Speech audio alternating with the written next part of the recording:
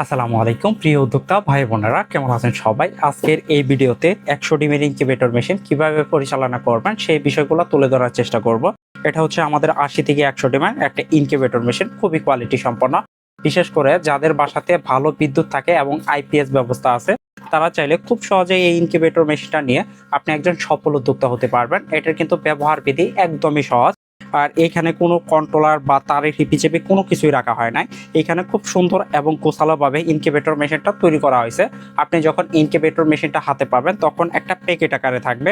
প্যাকেটটা খোলার পরে মূলত এইরকম থাকবে। এটা হচ্ছে পাওয়ার সাপ্লাই, এটা হচ্ছে কন্ট্রোলার, আর এটা হচ্ছে হাইগ্রোমিটার। এইখানে মূলত 3টা ডিভাইস থাকবে এবং 3টা ডিভাইসের কাজ হচ্ছে ভিন্ন ভিন্ন। আমি যদি একটু পরিচয় করানোর চেষ্টা করি, সেটা হচ্ছে এই কন্ট্রোলারটা হবে এই বাল্বটা কন্ট্রোলিং করবে। যখন তাপের প্রয়োজন হবে বাল্বটা অটোমেটিক চালু করে দিবে, যখন তাপের প্রয়োজন শেষ হবে অটোমেটিক কিন্তু বন্ধ করে দিবে। এটা সম্পূর্ণ অটো কাজ করবে। আর এই মিটারটা যেটা দেখতে পাচ্ছেন এটা হচ্ছে হাইগ্রোমিটার।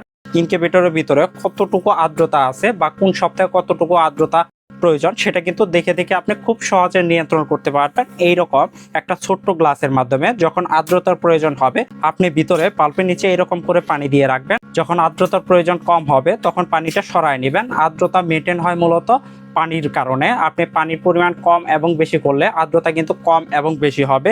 এগুলা যে কন্ট্রোলার দেখতে পাচ্ছেন বা ডিভাইসগুলো, এগুলো সম্পূর্ণ সেটিং করা থাকবে। আপনার কাজ হবে ইনকিউবেটর মেশিনটা 2 ঘন্টা চালু রেখে ডিমগুলা বসায় দিবেন। ডিমগুলা বসায় দেওয়া আর বাকি কাজ মেশিন সম্পূর্ণ অটোমেটিক করবে। আপনি কিভাবে ডিম বসাবেন সেই বিষয়টা আমি একটু তুলে ধরার চেষ্টা করতেছি। আর সর্বপ্রথম যে বিষয়টা, ভিতরে এরকম একটা গাইডলাইন পাবেন। এই গাইডলাইনটা আপনি শুরু থেকে শেষ পর্যন্ত পড়ার চেষ্টা করবেন। এইখানে কিন্তু বিস্তারিত সবই বর্ণনা করে দিছি, কখন কি করতে হবে বা কোন সময় কি করা প্রয়োজন সেগুলো কিন্তু সম্পূর্ণ বিস্তারিত লেখা আছে। বা ফ্রিজের ডিম কত সময় আগে বের করে ইনকিউবেটরে বসাবেন, খুব সহজ এবং সিম্পল ভাবে লেখা আছে। আর এই পাশে একটা গ্যারান্টি পলিসি থাকবে।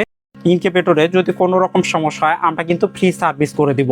আর ইনকিউবেটরে ডিম বসানোর নিয়ম হচ্ছে, একটু যদি ক্লোজ করে দেখেন, সেটা হচ্ছে আপনি ডিমের যে কোনো এক পাশে মার্ক করে দিবেন।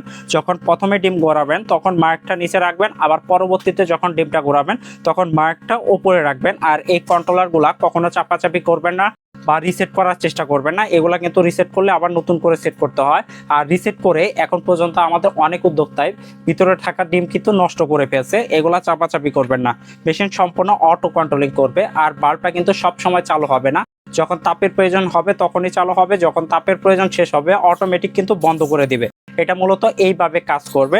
আর আর্দ্রতার প্রয়োজন হলে এরকম বাল্বের নিচে পানি রাখবেন। আর আমাদের হোয়াটসঅ্যাপ গ্রুপে যে বিষয়গুলো আপডেট দিবেন, ডিমের জাত, বয়স, আর্দ্রতা, এই 3টা লিখে আপনি নিয়মিত আমাদের গ্রুপে আপডেট দিবেন। তাহলে আমাদের গ্রুপ আপনাকে বিস্তারিত সবই বলে দিবে, কখন কি করতে হবে বা কোন সময় কি করলে আপনার ভালো একটা হ্যাচিং রেট আসবে, সবকিছু কিন্তু বিস্তারিত বলে দিবে। আরেকটা বিষয় হচ্ছে, আপনি ইনকিউবেটরটা ঢাকনাটা লাগিয়ে বারবার খোলাখুলি করবেন না। আমরা যেন বারবার খোলাখুলি না করতে হয় এরকম একটা গ্লাস রেখে দিছি, যেন এই গ্লাসের মাধ্যমে সবকিছু পর্যবেক্ষণ করতে পারে। বিশেষ করে যখন ডিমের বয়সটা 18 দিন হবে তখন কিন্তু ঢাকনা বারবার খোলাখুলি করা যাবে না।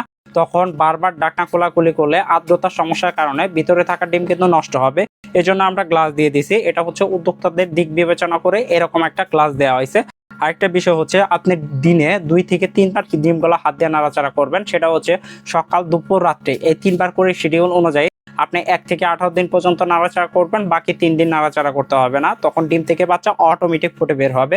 এটা মূলত দেশি মুরগির ক্ষেত্রে। আপনি যদি হাঁসের ডিম বসান সেক্ষেত্রে 1 থেকে 25 দিন পর্যন্ত ডিমগুলো নাড়াচাড়া করবেন, বাকি 3 দিন নাড়াচাড়া করবেন না। যেহেতু হাঁসের ডিম ফুটে হচ্ছে 28 দিনে, এজন্য 25 দিন শেষ হলে আপনি নাড়াচাড়া বন্ধ করে দিবেন, বাকি 3 দিন হ্যাচিংয়ে রেখে দিবেন। হ্যাচিংয়ে যখন রেখে দিবেন তখন কিন্তু ভিতরে থাকা পাত্রে বা বাল্বের নিচে পানির পরিমাণটা বাড়ায় দিবেন। তা না হলে আপনার সাপ্তাহিক অনুযায়ী আর্দ্রতা থাকবে না। আপনি যত বেশি আর্দ্রতা রাখতে পারবেন হ্যাচিং টাইমে, আপনি কিন্তু ভালো হ্যাচিং রেট আনতে পারবেন। আর আর্দ্রতা কিন্তু একটা মূল কারণ। সেটা হচ্ছে কিভাবে, যখন আর্দ্রতার পরিমাণ বেশি থাকবে তখন ডিমের খোসাটা নরম হবে এবং বাচ্চা খুব সহজে বের হতে পারবে। আর চীনা হাঁসের ডিম ফোটা হচ্ছে 33 দিনে। আপনাকে ডিম নাড়াচাড়া করতে হবে 1 থেকে 30 দিন পর্যন্ত, বাকি 3 দিন হ্যাচিংয়ে রেখে দেবেন। আর যখন হ্যাচিংয়ে রাখবেন তখন পাল্পের নিচে একটু বড় মুখওয়ালা পাত্রে পানি রাখবেন, কারণ বড় মুখওয়ালা পাত্রে পানি রাখলে আর্দ্রতা কিন্তু খুব দ্রুত বাড়ে।